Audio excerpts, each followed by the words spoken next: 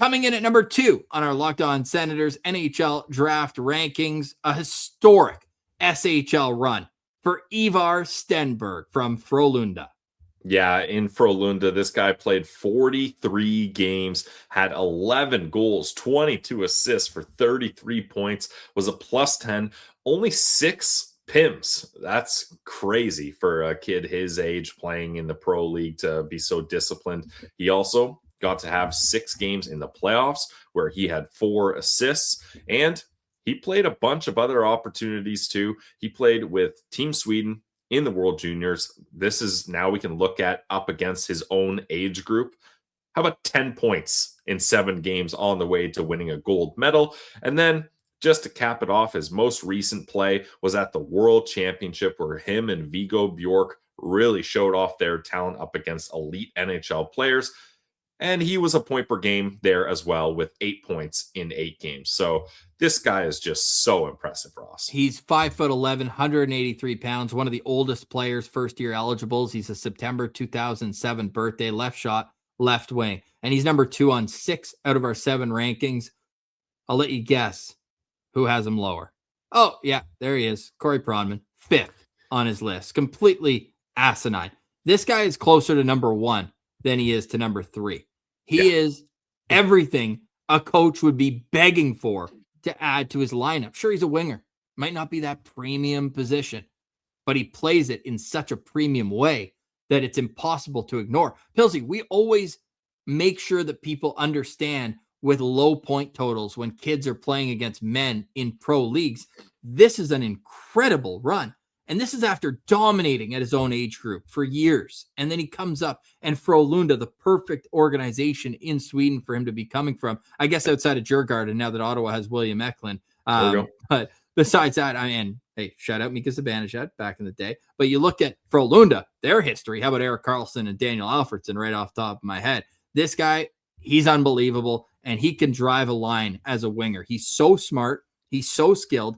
And I think what really opened some people's eyes, not that many still had them closed, was that he went to the World Championships and just like Viggo Bjork, found himself on the top line and he produced again on the world stage in front, like against men. And that's after winning gold at the World Juniors where he had 10 points in 7 games. Like everywhere he goes, he is elite.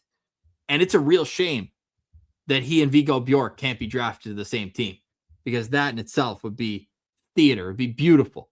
But whether he's with Viggo Bjork, whether he's with Michael Misa, potentially Macklin Celebrini as early as this next season, he's as NHL ready as they come. And if he gets passed on at number 2 because San Jose needs a defenseman and everybody knows it, I still think that's a mistake.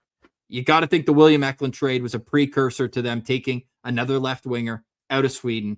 Stenberg has to be the pick at 2. And to be honest with you, Pilsy, I would take a long, hard look at him if I was the Toronto Maple Leafs at 1st overall. And they might be doing that, Ross. Maybe Matt Sundin, now a part of the management with the Swedish connection. Maybe that has something to do with it. But also, Ross, Stenberg, similar dimensions to William Eklund. 5'11", 180. I believe Eklund is 5'11", 180 in that range as well. So, yeah, you could have a younger, stronger, better version of William Eklund if you're the San Jose Sharks. Not that I want to downplay how good Eklund is. We love him now that he's an Ottawa Senator. But Ross, I was looking through Stenberg's game logs, just trying to get a sense. Okay, how many minutes was this guy playing in the SHL? And typically it's in the 16, 17 minute range, but you can tell a coach really is comfortable playing a guy. One of his games, Stenberg played 31 minutes and 32 seconds. Now, obviously, that goes to overtime. But, like, you would think in a pro league, when the game's going that long, you're like, okay, I can't keep playing this kid. Sure, he's got the energy, but, like, I got to keep it to my vets. I got to roll 4 lines. So, clearly, coaches are willing to trust him. He was playing nearly 20 minutes a game in the World Championships, like you mentioned. He's got the hockey bloodlines. We always talk about, your dad playing, all that kind of thing. His brother was recently drafted, Otto Stenberg. His dad played pro.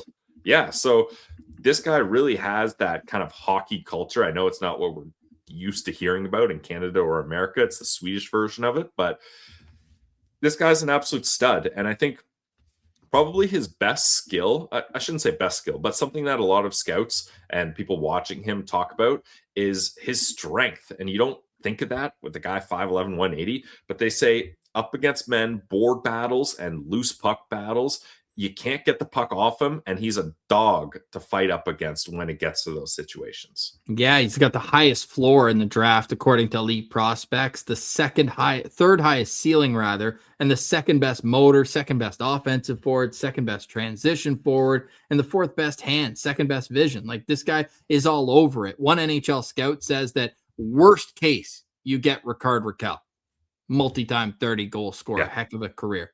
And at best case, he's a superstar like Lucas Raymond. But I think he's even better defensively than Raymond as well. Like, I mean, he's not number one on my rankings, number two. But man, I thought about putting him at number one, Pillsy. Like, he is that good, that elite of a player. And I think he's going to play in the NHL next year. And I think that he has as good a chance as anyone to win the Calder Trophy for the best rookie. And that's understanding that most rookies are 1, 2, or 3 years older than him. Yeah, like if you're San Jose, it just makes so much sense to draft this guy. Replace Eklund, get him beside Macklin Celebrini. In the San Jose Sharks, you're a team that wasn't that far off from getting into the playoffs in a weaker Western Conference. Get him. He can play pro next year, top line. I love this move for them, even over Chase Reed, which they need a defenseman, but you can't pass on Stenberg. He's a 5-star guy for me, Ross. Yeah, average ranking of 2.43. Ivar Stenberg comes in at number 2 on our Locked On Senators NHL draft rankings.